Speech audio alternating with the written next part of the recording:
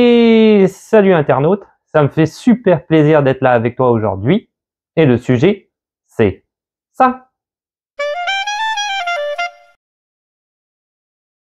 Alors aujourd'hui, une vidéo sur le logement au Québec, pour tous ceux qui auraient le désir de s'installer très prochainement dans cette province. On va regarder en détail comment ça se passe. J'avais bien sûr déjà fait une vidéo sur ma chaîne YouTube, mais elle est un petit peu désuée, donc c'est le moment de moderniser un petit peu tout ça. Avant de commencer, comme d'habitude, n'oublie pas de t'abonner et de laisser un petit pouce bleu. C'est hyper important pour la chaîne afin qu'elle monte dans l'algorithme. Et on commence tout de suite. Alors, premier élément qui est capital par rapport au logement au Québec, c'est de comprendre en fait les superficies. Alors, premièrement, ici, tu verras que tout va être en pieds carrés et pas en mètres carrés. Même si au Canada, depuis les années 70, ce n'est plus le système impérial, mais le système métrique. Le système impérial existe encore aux États-Unis. On a des problèmes ici à réfléchir à la fois en système métrique et à la fois en système impérial. Le système impérial a un petit peu la vie dure. Donc, c'est quand même des pieds carrés. Donc, selon la dimension de l'appartement, il faudra probablement que tu fasses la conversion. D'ailleurs, petite parenthèse, je ne comprends rien, moi-même au pied, et ça fait 20 ans que j'habite ici, donc ne t'inquiète pas, t'es pas tout seul. J'ai pas été éduqué en pied. Bref, après ça, au niveau de la taille réelle des appartements, tu verras ici, on va trouver des appartements qui ont comme taille 1,5, 2,5, 3,5, 4,5, 5,5, etc. Il y a toujours et demi. Alors, et demi, tout simplement, correspond à la salle de bain, d'accord? Donc, 1,5, par exemple, tu comprends bien que ça va être une pièce plus salle de bain ou ce qu'on pourrait appeler un studio. 2,5, 2 pièces, salle de bain, etc., etc. Donc, quand tu prends, par exemple, un 3,5, souvent, tu vas avoir 2 chambres ou une chambre, un salon, une cuisine indépendante. C'est à toi de voir exactement comment l'appartement se situe. Quand on arrive vers les appartements les plus gros, 4,5, 5,5, généralement, dans 99% des cas, ça veut dire qu'il y a plusieurs chambres. OK? Plus, évidemment, toujours la salle de bain. Tu l'auras compris, c'est le petit et demi. Question qui revient très régulièrement sur mes réseaux sociaux, soit à savoir le montant moyen d'un loyer au Québec. Les gens arrivent en disant un 3,5, un 4,5, c'est quoi à peu près le prix moyen? Alors, tu comprendras très rapidement que c'est très difficile à dire, très compliqué à dire, ne serait-ce qu'à Montréal, qui est la même ville, il y a des quartiers différents où les prix des loyers ne sont absolument pas les mêmes. Et dans tout le Québec, c'est un petit peu la même chose. Il y a certaines villes qu'on va dire en campagne, des villes plus petites où ça sera peut-être un petit peu plus cher parce que c'est plus coté, d'autres villes où ce sera beaucoup moins cher. Dans ces villes-là, il y a des villes de 100 ou 150 000 habitants. Encore une fois, il va y avoir des quartiers qui vont être plus pauvres, plus résidentiels, plus riches. Très difficile à dire. Pour te donner un ordre comparatif, c'est comme si je te demandais le prix moyen d'un loyer à Paris.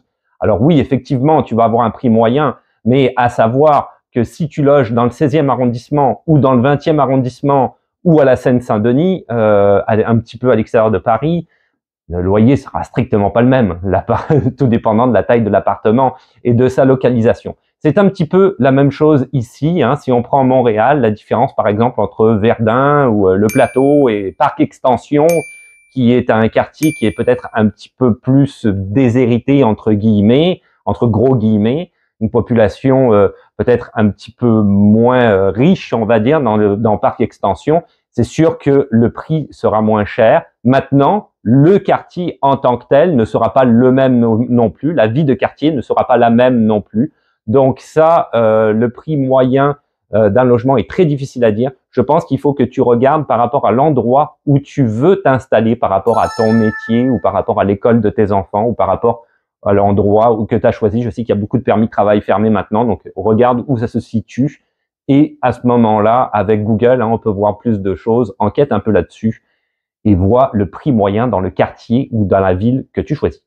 Alors maintenant, un site internet du gouvernement qui est un incontournable, c'est le tribunal administratif du logement ou TAL. C'est un site sur lequel tu dois absolument aller en tant que locataire. C'est celui qui va résumer tous tes droits et obligations. C'est là que tu vas trouver vraiment une source de renseignements hyper utile. Par exemple, des exemplaires des bails, des baux, un bail, comment ça se fait ici au Québec. Donc, tu vas en trouver tu vas trouver un bail typique, vide, et tu vas voir un petit peu, c'est quand même assez, comment dire, facile à remplir. Un bail, honnêtement, ici, c'est pas très compliqué, mais c'est vraiment fonctionnel, ok? C'est très administratif la manière dont c'est fait. Il y a un seul bail possible, c'est celui-là, avec tout ce que le propriétaire peut inclure dedans. Donc déjà, tu vas avoir, si tu veux, des idées sur vers quoi tu te diriges en tant que nouvel arrivant.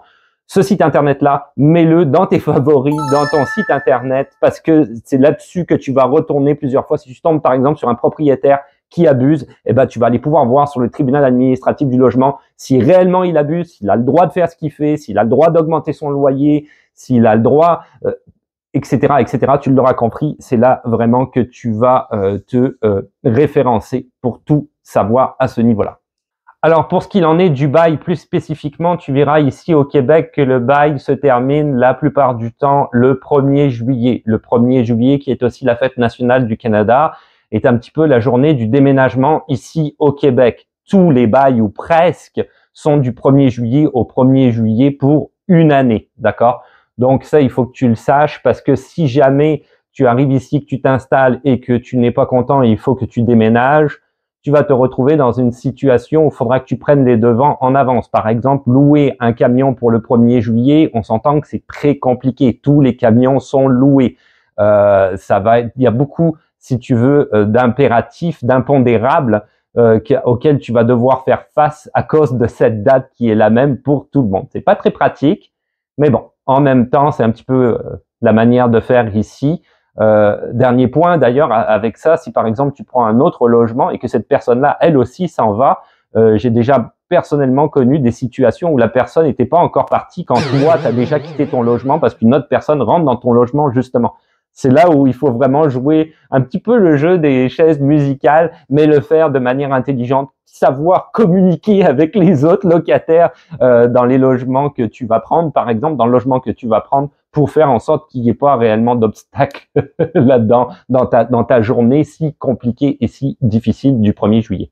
Alors ensuite, par rapport au dépôt de garantie ou la fameuse caution, question qui revient très régulièrement sur mes réseaux sociaux, donc à savoir, est-ce que c'est légal? Oui, si tu vas sur le fameux site du tribunal administratif du logement, c'était indiqué noir sur blanc, le propriétaire ne peut exiger de versement dépassant un mois de loyer pour le dépôt de garantie. C'est ça qui est indiqué. Dans les faits, est-ce que un propriétaire va te demander peut-être un petit peu plus au niveau du dépôt de garantie, c'est-à-dire 2 mois ou 3 mois, l'équivalent de 2 mois ou 3 mois de loyer? C'est possible. Est-ce que tu as la possibilité de refuser? Ça, je ne sais pas. Je ne sais pas quand est-ce que tu vas regarder cette vidéo, mais en ce moment, on est en 2024 pour ceux qui la regardent tout de suite, et c'est la crise du logement. Donc, c'est sûr que le propriétaire a le gros bout du bâton. Qu'est-ce que tu peux faire? Je ne sais pas. Maintenant, légalement, ça ne peut pas être plus qu'un mois de loyer, mais il pourrait le demander. Le dépôt de garantie, il faut que tu saches une chose, c'est que c'est de l'argent qui est sur un compte et qui est gelé. Il ne peut pas encaisser cet argent-là. Donc ça, fais bien attention avec ça aussi, parce que s'il l'encaisse, c'est réellement une arnaque. C'est ce qui est indiqué, c'est un dépôt de garantie. Il se garantit le droit d'aller chercher cet argent-là, s'il arrive de quoi au logement, un loyer impayé par exemple, ou des dommages dans l'appartement. Bien que, en théorie, il est censé se référer au tribunal administratif pour faire une demande légalement en ce sens. Mais bon, encore une fois, le locataire n'a pas le gros bout du bâton à ce niveau-là. Alors, comment faire pour trouver un logement au Québec? Il y a 2 sites internet que moi, je recommande. Tout d'abord, Facebook Marketplace, qui je pense est très bien et très pratico-pratique pour pouvoir trouver un logement quand même assez facilement au Québec. Et le deuxième, c'est Kijiji, dont j'ai quand même souvent parlé à plusieurs reprises sur mes réseaux sociaux.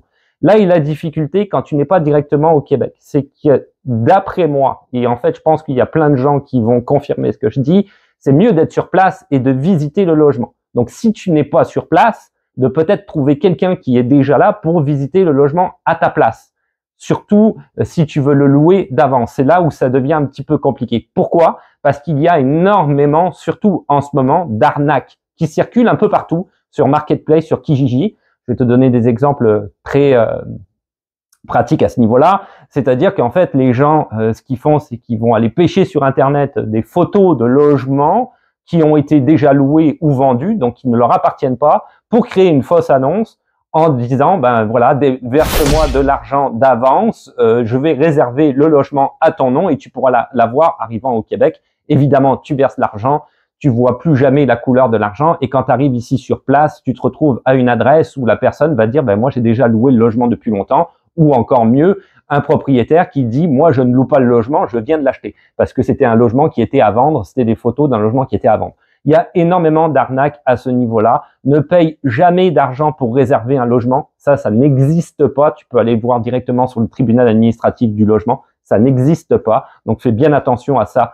Vraiment, le meilleur conseil que tout le monde donne ici, c'est d'avoir quelqu'un et de visiter physiquement le logement en question.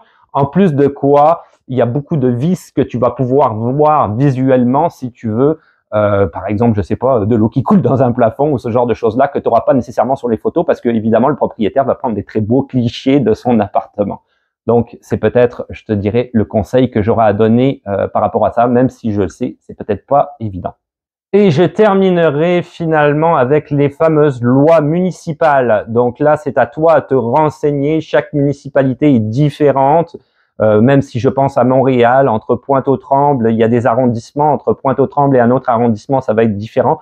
Il y a réellement des lois spécifiques que tu dois respecter par rapport au logement.